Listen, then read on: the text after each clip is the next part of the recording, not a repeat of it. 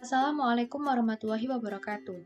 Perkenalkan, nama saya Aulia, dan kali ini saya akan menunjukkan video KKM saya yang dilakukan pada Desa Tosari, Kecamatan Brangsong, Kabupaten Kendal. Selamat menyaksikan.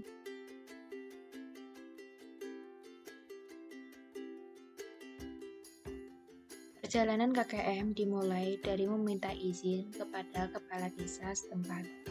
Kemudian dilanjutkan dengan meminta izin kepada Kepala SD 1 Tosari, SD Negeri 2 Tosari, Kepala TPK Hidayatul Mubtadiin, dan kepada Bidan Desa Tosari. Lokasi KKM saya yang pertama adalah pada SD Negeri 1 Tosari. Di sini saya mengajarkan beberapa hal kepada siswa dan siswi. Salah satu di antaranya adalah dengan menggantikan peran guru ketika guru sedang berhalangan untuk mengajar, melatih membaca. Kemudian saya juga menanamkan nilai-nilai pola hidup bersih dan sehat atau PHBS kepada para siswa.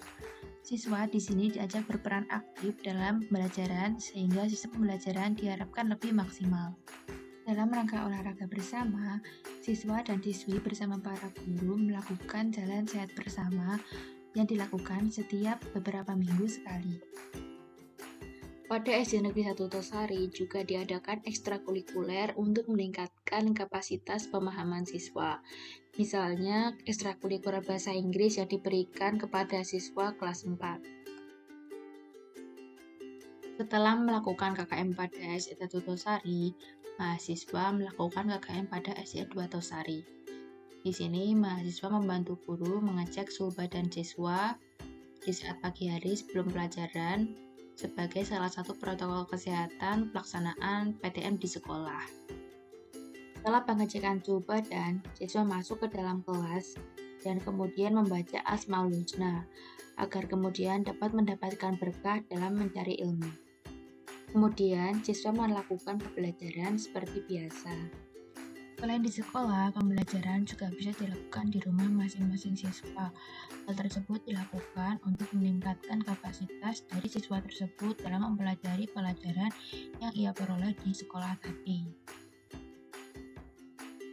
Di era digital seperti saat ini, belajar tidak terbatas pada tempat dan waktu, sehingga kita bisa mengedukasi ke masyarakat luas melalui media sosial misalnya.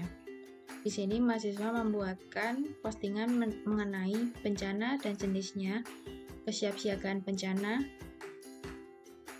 serta mitigasi vegetasi, dengan harapan meningkatkan pengetahuan masyarakat luas tentang bencana dan juga dapat meningkatkan kewaspadaan masyarakat. Lokasi KKM selanjutnya adalah pada TPK Hidayatul Mubtadiin. TPK ini terdiri atas beberapa jilid, dan jilid yang saya ampu adalah pada jilid 5. Di sini diajarkan cara membaca Al-Quran menggunakan buku Iqra. Dan setelah waktu belajar Iqra telah selesai dan waktu belajar masih tersedia, anak-anak akan diajarkan beberapa hal, misalnya pola hidup bersih dan sehat, mewarnai kaligrafi, belajar bahasa Arab, dan yang lainnya. Kegiatan penguatan beragama di Desa Tosari juga dilakukan dengan pengadaan pengajian rutin di beberapa mushola dan masjid, salah satunya yaitu di Masjid Miftahul Huda, Mushola Baitul Huda, dan mushola-mushola yang lainnya. Mahasiswa juga menghadiri khataman Al-Quran yang diselenggarakan di rumah warga Desa Tosari.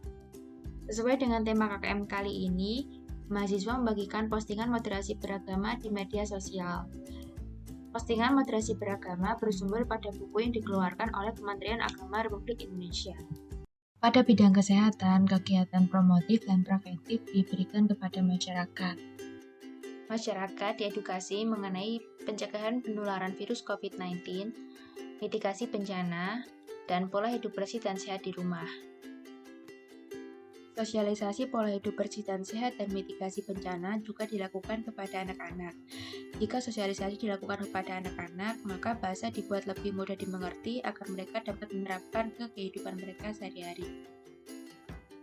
Selain berkelompok seperti tadi, edukasi kesehatan juga diberikan dari rumah ke rumah dan ke tempat umum, seperti balai desa.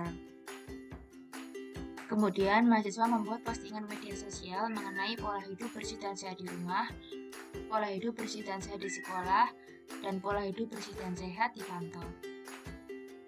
Pada media sosial, mahasiswa juga membagikan edukasi mengenai COVID-19 varian Omicron dengan harapan dapat meningkatkan kewaspadaan masyarakat mengenai varian ini, dan juga mengenai pencegahan penularan COVID-19 varian Omicron, karena jika masyarakat diedukasi dengan baik, maka peningkatan kasus COVID-19 varian ini akan bisa dikendalikan.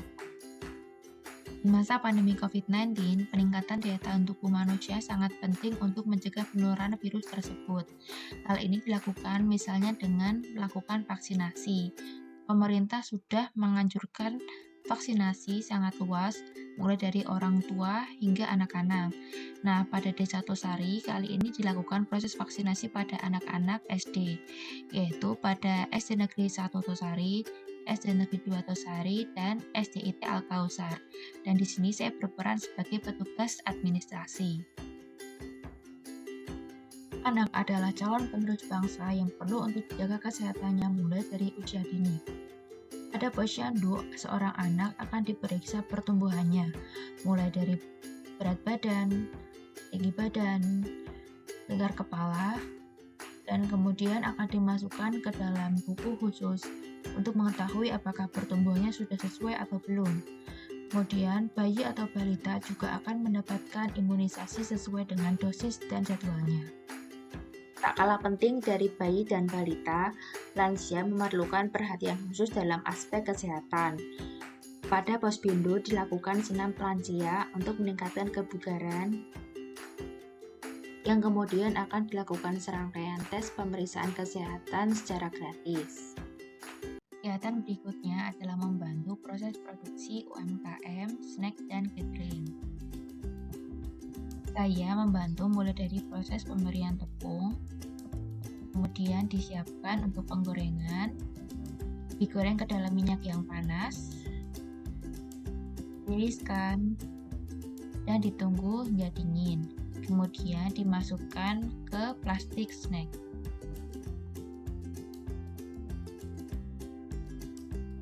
Keperluan snack lain seperti air mineral disiapkan dan kemudian dimasukkan ke dalam wadah. Mengingat perkembangan dunia fashion yang saat ini berjalan cepat, mahasiswa kemudian berinisiatif untuk membagikan cara berjualan pakaian bagi pemula dan cara berjualan pakaian bagi yang sudah mempunyai modal. Dan juga karena saat ini media sosial seperti Instagram penggunanya semakin banyak, mahasiswa membagikan cara berjualan di Instagram yang gitu. Selain melalui Instagram, membagikan informasi cara berjualan juga dilakukan secara offline ke masyarakat secara langsung.